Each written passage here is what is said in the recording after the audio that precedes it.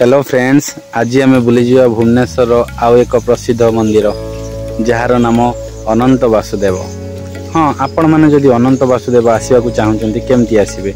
आपण मैंने अनंत वासुदेव आसिले जो पूर्व वीडियो मु कही रखी लिंगराज मंदिर को आसवे। लिंगराज मंदिर पाख रास्तार अनंत वासुदेव मंदिर जहाँकि सामने रही बिंदु सरोवर बा बिंदु सागर। आसतु जीवा अनंत वासुदेव मंदिर। आसतु जानिबा अनंत वासुदेव मंदिर विषय रे किछि रहिथिबा रहस्यमय कथा जहाँकि याकु किए निर्माण करथिले एवं कौन उद्देश्य रे निर्माण करथिले से विषय रे जानिबा।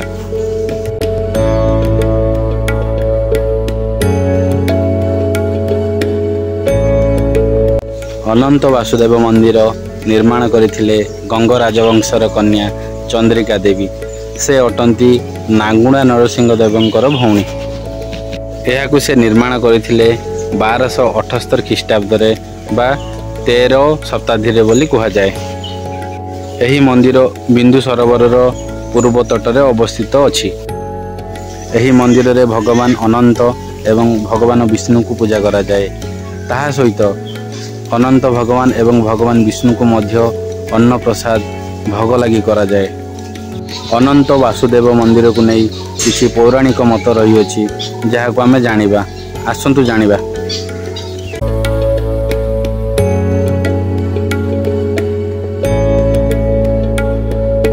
शिव पुराणर उत्तर खंडरे वर्णित होई अछि जे बिंदु सरोवर प्रतिष्ठा होइथिला प्रभु लिंगराजंक आग्रह बोली कहा जाए। यही सरोवर आमंत्रित अतिथि भाव में प्रभु अनंत भगवान विष्णु एवं ब्रह्मा को मध्य आमंत्रण करा जायथिला। एही सरोवर प्रतिष्ठा रे ब्रह्मा होइथिले पुरोहित और भगवान अनंत एवं भगवान विष्णु होइथिले कर्ता। बिंदु सरोवर प्रतिष्ठा सरीगला परे अनंत भगवान वैकुंठ जीवा पई आग्रह प्रकाश कले। ठीक सही समय रे प्रभु लिंगराज कहले, प्रभु आपण ए क्षेत्र रे क्षेत्रपाल बा क्षेत्रकर्ता होई रुहंतु बिंदु सागर पूर्व तटरे बोली कहले। यह मध्य किछि पौराणिकर मत रही। वर्तमान आपण माने देखि पारुथिबे, वर्तमान आमे अनंत वासुदेव मंदिर भितरे प्रवेश करियोछु एवं मंदिर माननकु आपण माननकु देखौछि। देखंतु ये भी कहा जाए कलिंग स्टाइल ऑफ आर्किटेक्चर रे बना है जहाँकि जगमोहन रही एवं गर्भगृह मध्य रही। आमे वर्तमान आपण माननकु देखौछु किछि कारुकार्य जहाँकि चंद्रिका देवी द्वारा एगुड़ा को बना जाइथिला।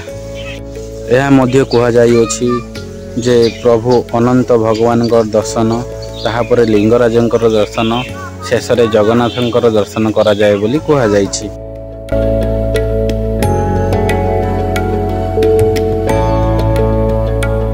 आपण माने देखि पारुथिबे, देखंतु एडी गोटे डांसिंग लेडी टे अछि ताहा मध्ये आपण मानकु मु देखौछि।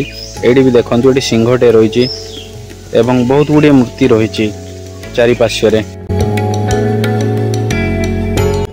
एही मंदिर रे भगवान अनंत और भगवान विष्णु को पूजा करा जाउथिला बेले सेमानकु मध्य महाप्रसाद भोग लगी करा जाए।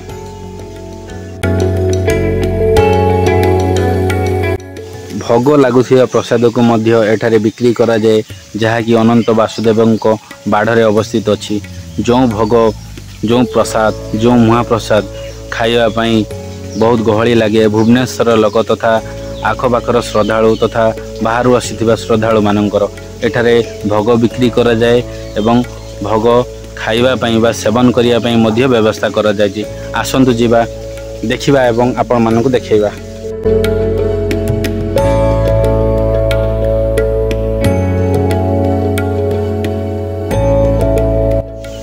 आपण माने देखि पारुथिबे एठारे महाप्रसाद पई बहुत गहली लागे। भुवनेश्वर एवं भुवनेश्वर आखपाख अंचल मध्य महाप्रसाद नबाकू एठाकू आसुथांती।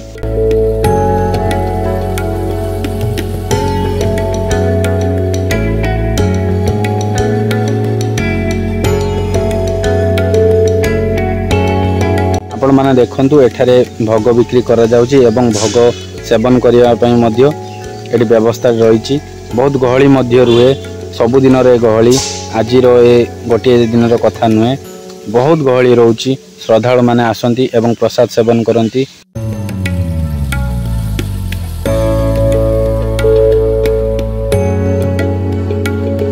यही मंदिर को बहुत श्रद्धालु मैंने आसती एवं निज निजर मनस्कामना पूरण हुए एवं भगवान को किछि किछि मागी मध्य जाती।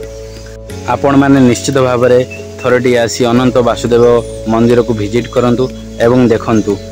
जदि आपण मैंने मो वीडियो जरिया किछि इनफॉरमेशन पाई पारुथिबे ताले निश्चित भाव में मते लाइक करिवे, कमेंट करिवे, शेयर करिवे, आ हां सब्सक्राइब करिवारु जमारू भी भूलिबेनी। धन्यवाद।